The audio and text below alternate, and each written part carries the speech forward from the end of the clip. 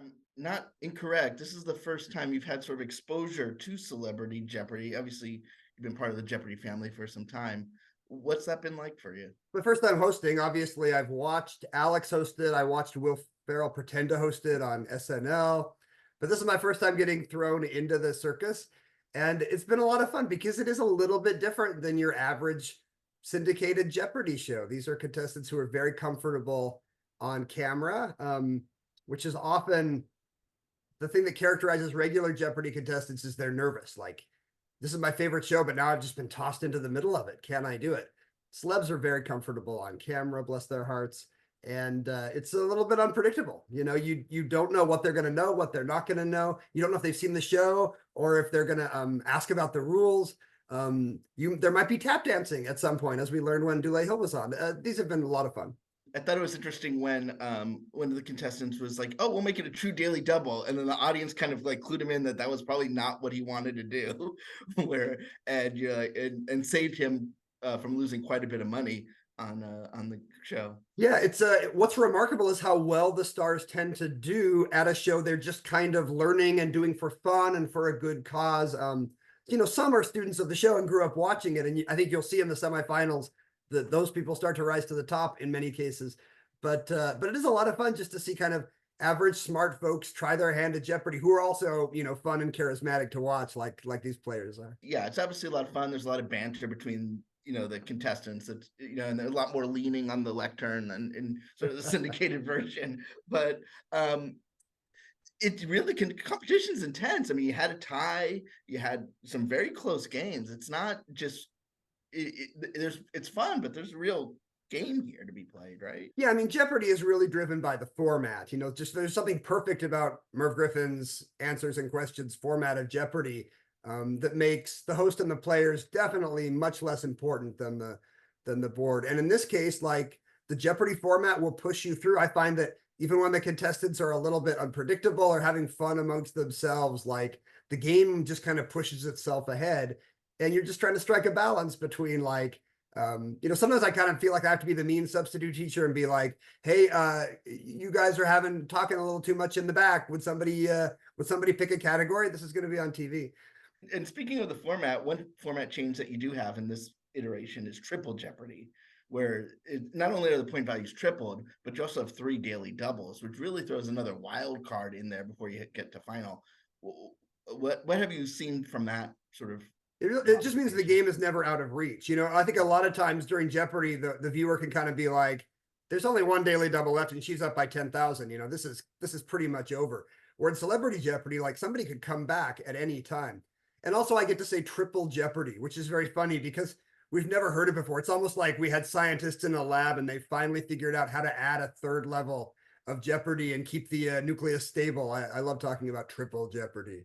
Every time you say it, I imagine if my grandmother's still around, her just like losing her mind that like she lives in an age where this is possible. Like it's just, I mean, growing up, we've all seen Jeopardy, from when it was brought back in the syndicated version of Alex to, today, and we've gotten accustomed to it. But what we've seen a lot more recently through various iterations. Is it on prime time on ABC, whether it's through Celebrity Jeopardy or Jeopardy Masters, and obviously you winning the greatest of all time competition not that long ago.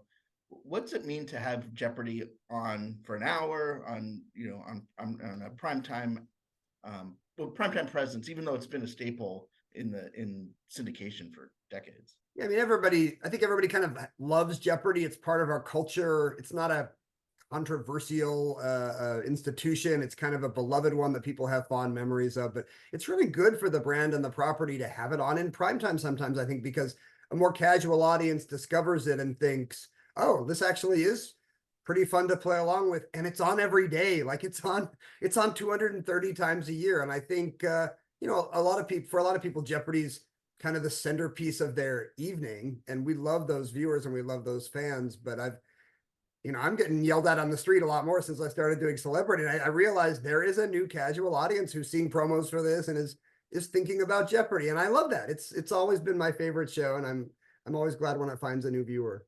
you have a unique perspective in that you've been a contestant. Not many game show hosts are known most famously for being a contestant. You on a Celebrity Jeopardy episode are sort of the common man of it at this point. You're not coming in as a celebrity. What's it like to be almost the voice of the audience when you have these contestants that are quite well known?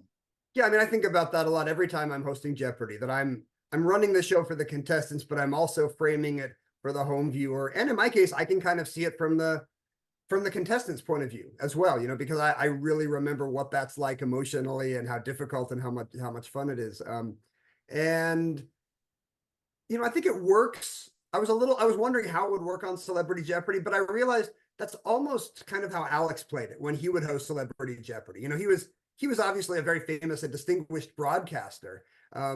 But when he hosted Celebrity Jeopardy, he was the house, he was the casino basically. And he was just kind of the face of the institution.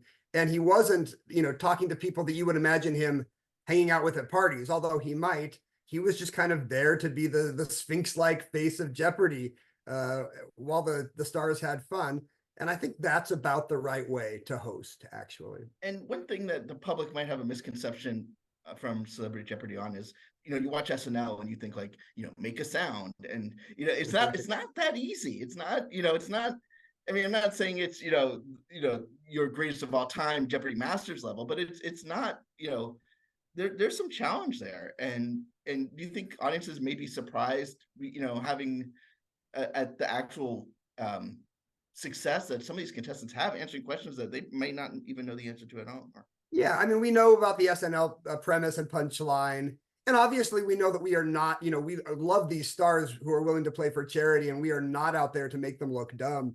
But I think throughout, and especially in the semis, you're really going to be, the main focus of the show is just being surprised at how good these celebrities are at playing Jeopardy. This is an unguarded moment where we're seeing their real minds at work.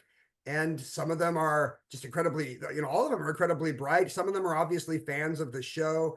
And you really see a high competitive level of play. And I'm surprised all the time. Often I would tell the writers, this could be on real Jeopardy. Are we really sure we're going to put this on the board? And then invariably one of the celebs gets it right. And you think, celebrities, they never let us down.